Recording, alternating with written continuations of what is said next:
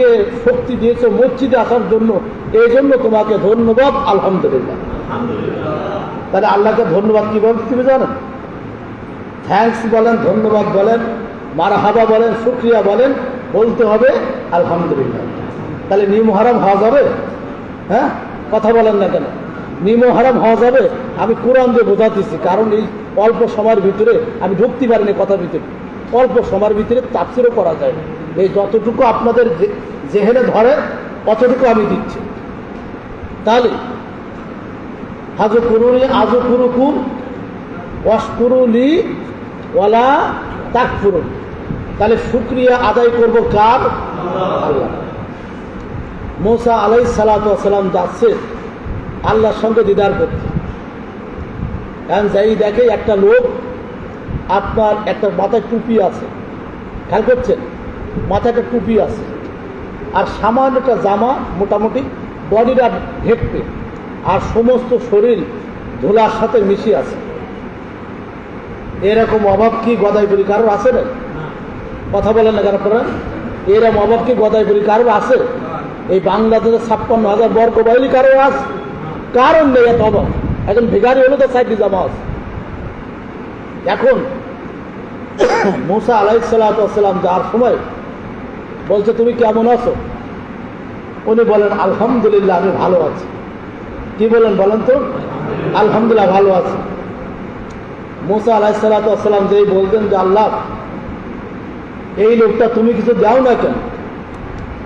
বলে এতদিনও জাহান্নামী ছিল, ওই ধুলোর ভিতর থাকার পরেও কি ছিল বলেন তো? সবাই বলেন, কথা কি বোঝা যাচ্ছে?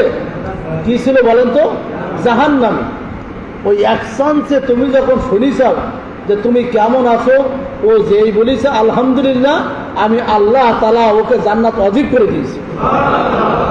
তাহলে একটা আলহামদুলিল্লাহর মূল্য কি কম না বেশি? বেশি না? আমরা এটা আমল করবো তো ইনশাল্লাহ। ভাত খাওয়ার শুরুতে আল্লাহুম্মা বারিক লানা ফিমা রাযাকতানা বলেন সবাই। পারেন না? এই দোয়া পারেন না? আল্লাহুম্মা বারিক লানা ফিমা রাযাকতানা ওয়া কিনা আযাবান নার। জোরে বলুন আল্লাহু আকবার। আল্লাহুম্মা বারিক লানা, আল্লাহ তোমার বরকত দিয়ে দাও। সুবহানাল্লাহ বলবেন না? খাবো তো বরকত দিবা না? খাবো তো তুমি বরকত দিবা না? কত সুন্দর কথা। এগুলো তো আসলে আমরা অর্থ জানি না, শুধু পড়তে তাই পড়ি। আল্লাহুম্মা বারিক লানা, আল্লাহ বরকত দাও, তো লম্বা হায়াত দাও, এই দুনিয়ায় বাঁচার ইচ্ছা খুব। কারে বলছি? কারে বলছে বলেন তো? কত সুন্দর কথা, ভাবেন না তো এগুলো? আল্লাহ বারিক লানা, আল্লাহ বাঁচতে চায় অনেকদিন। ফিমা রাযাকতানা, রিজিক একটু বাড়াই দাও দিন দিয়ে, আর পাচ্ছি না, বারবার এ খাবার খাওয়া হচ্ছে না, একটু ইলিশ মাছ খাওয়ার ব্যবস্থা করে দাও। সুবহানাল্লাহ বলবেন না? ইলিশ মাছ খাওয়ার ব্যবস্থা করে দাও, ইলিশ মাছের দাম বেশি, আমি কিনতে পারছি, ব্যবস্থা করে দাও। ফিমা রাযাকতানা, উত্তম রিজিক দান করো। সুবহানাল্লাহ বলেন না? ওয়া কিনা আযাবান নার, আর ভাতটার সময় ওয়াদা করো আল্লাহ তুমি জাহান্নামের আগুন দিয়ে যেন আমারে পড়াই দিও না। সুবহানাল্লাহ বলবেন না? ওয়া কিনা আযাবান নার, জাহান্নামে আর আগুনে আর পড়তে চাই না, আমরা জান্নাতে যেতে চাই। আল্লাহ তাআলা কবুল করুন। জোরে বলবেন না? এই দোয়াটা ভাতটার সময় আপনি পড়তেছেন, বিসমিল্লাহি ওয়ালা বারাকাতুল্লাহ বা বিসমিল্লাহির রহমানির রহিম পড়লেন। খাওয়ার মাঝে সাঝে আমরা আব্দুল ওহাব বুলবুলি, আমাদের চাচারা নাম শুনেছেন, বুলবুলি পাকিস্তান ছিল, দেশ স্বাধীন হওয়ার পরে বুলবুলি বাংলাদেশ। মেজর সৌরভের আব্বা ছিলেন উনি। আমি ছোট মানুষ হলেও আমি সেরকম মাহফিল পরিচালক ছিলাম, এইভাবে বক্তৃতা জগতে আমার অবস্থান ছিল না। ওনার সাথে আমার এই 3টা মাহফিল পরিচালনা করার সুযোগ হয়েছিল। একবার গোপালপুরে এনেছিলাম ওনাকে। তা উনি এই জ্যৈষ্ঠী মাসে ওই কাঁঠালের কোয়া খাচ্ছে, আর বারবার বলছে আলহামদুলিল্লাহ আলহামদুলিল্লাহ। আম খাচ্ছে আলহামদুলিল্লাহ, মাংস খাচ্ছে আলহামদুলিল্লাহ। আল্লাহ দাদু বারবার আলহামদুলিল্লাহ সুবহানাল্লাহ বলছেন কেন? বললো মরে গেলে তার আর বলতে পারবো না, এত সুন্দর কাঁঠাল খাচ্ছি, আল্লাহ শুকরিয়া আদায় করছি, আলহামদুলিল্লাহ। আলহামদুলিল্লাহ। এরপরে বলল আমার এই যে দাঁত দেখিস সবকটা বান্দানি দাঁত। মানে ওনার সাথে আমার সাক্ষাৎ হয়েছে যখন, তখন ওনার বয়স হচ্ছে 88 বছর বয়স। আল্লাহ এই দাঁত বাঁধালো কে? বলো আল্লামা সাইদি আমার ওই লন্ডনে দাঁতগুলো সব বাঁধাই গেছে। আল্লাহু আকবার বলে। তোমাদের সাইদি শুধু কোরআনের পাখি না, ও উস্তাদদেরকে এত মর্যাদা দেয় এবং মুরব্বীদেরকে এত মর্যাদা দেয়, তাহাজ্জুদের নামাজে দোয়া করি ও বিশ্ববরণ্য ওলামায়ে কেরাম হয়ে যাবে। এটা আমার চোখের সামনে। ওখানে আলহাজ লুৎফর রহমান চাচা ছিলেন, আমি লুৎফর রহমান চাচা এবং আব্দুর রব বুলবুলি চাচা, ওই বুলবুলি দাদা, আমরা একসাথে খাচ্ছিলাম। ঠিক এই সময় কথাগুলো আমার সাথে বলেছি।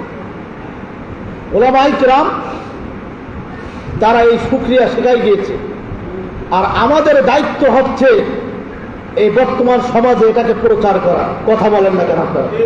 এটাকে প্রচার করে তাদেরকে জানানো, কারণ এই ধরনের খুতবা সমাজের মানুষ দিতে চায় না।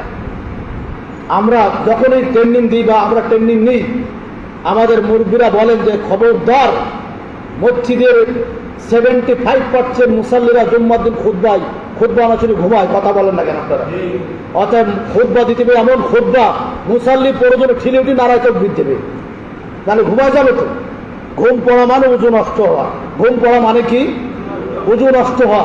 আর বিনা উজুতে যদি কেউ নামাজ পড়ে সেটা ওটা কাফের হয়ে যাবে। কথা ভুল বললাম নাকি? কথা কি ভুল হলো নাকি? এই জন্য আপনাদেরকে জ্বালাতন করি বেশি। আর যে কদিন ছিলাম না তখন তো গালাগাল দিলেন যে জ্বালাইনি মানুষটা চলে গেছে, যা দূরে যায় কি যায়। কথা বলেন না কেন? এই জন্য আবার জ্বালাতে আইছি। একটা করেন না, মাফ করে দিয়ে। অস্কুরুলি ওলা তাক ফুরুন, তাহলে সত্যকে গোপন করা যাবে?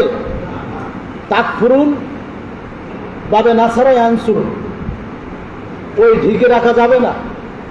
সত্যটাকে প্রকাশ করে দাও। সত্যটাকে কি করো? প্রকাশ করে দাও। তাহলে 1 নম্বর, আল্লাহ তাআলা আপনারা সাহায্য করবে। আপনি কোন আমল করলে 1 নম্বর হচ্ছে আল্লাহর শুকরিয়া আদায় করতে হবে। 2 নম্বর, নিমহারামি হওয়া। কথা বলেন, নিমহারামি হওয়া যাবে না। এই নিমহারামের গুণ হচ্ছে 11টা। সূরা কলামের 4 থেকে 18 নম্বর আয়াত পর্যন্ত নিমহারাম কারা, এদেরকে গুণাবলীগুলো আল্লাহ তাআলা বলে দিয়েছে। তা আমি হিসাব করে দেখলাম যে এই নিমহারামের মধ্যে আমি একজন আছি। আমি আপনাকে দোষ দেবো না, কারণ রাতে থাকতে 12টা পর্যন্ত বাইরে দোষ দিয়ে আবার কিনা করার মোটরসাইকেল আটকাই দেবে, আর এক বিবাদে বলবো ঝামেলার মধ্যে যাবো না। তাহলে নিমহারাম যে আয়াত সূরা কলামের আপনারা পড়ি দেখবেন ওর ভিতরে আছে কিনা। নিমহারাম কারা, জাইরু কারা, একেবারে স্পষ্ট লেখা করা। তাহলে নিমহারামকে হওয়া যাবে, বেঈমান হওয়া যাবে না, শুকর আদায় করা যাবে না। আমরা আবারও জোরে সরে বলি আলহামদুলিল্লাহ, আর আওয়াজ দিয়ে বলি আলহামদুলিল্লাহ। শুকরিয়া আদায় করব কার? শুধুমাত্র কার? 1 নম্বর। 2 নম্বর, আল্লাহ তাআলা বলছেন ওয়াইস্তা আযানা রাব্বুকুম লাইন শাকারতুম লাযিদান্নাকুম ওয়া লাইন কাফারতুম ইন্না আযাবি লাশাদীদ। আল্লাহ তাআলা বলেন, গোলাম বড় মন চাই তুমি জান্নাতে যেতে চাও? আমরা বললাম হ্যাঁ আল্লাহ, আমাদের মন চাই, কলিজা চাই, অন্তর চাই, আমরা জান্নাতে যাব, জাহান্নামে যাব না গো আল্লাহ। জান্নাতে যাওয়ার খুব বড় স্বপ্ন আমাদের। এই দুনিয়ায় কষ্ট করার পরে আখিরাতের জীবনে একটু সুখ চাই, শান্তি চাই। দুনিয়ায় কাঙ্ক্ষিত শান্তি আমরা পাইনি, দুনিয়ায় কাঙ্ক্ষিত কষ্ট ছাড়া আর কিছু পাইনি।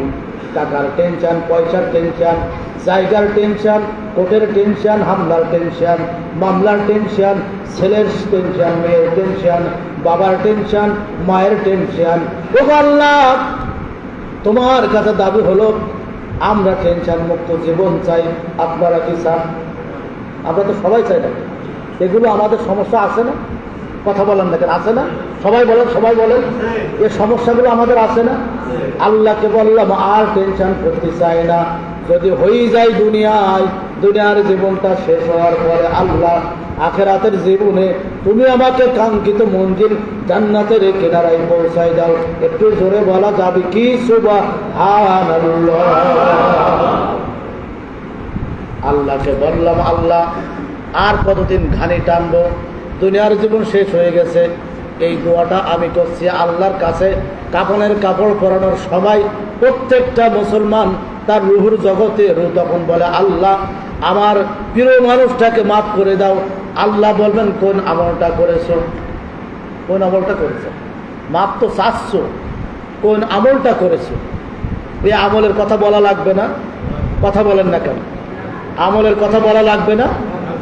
এবার আমায় তো ও জায়গায় ফাঁকা, ও জায়গায়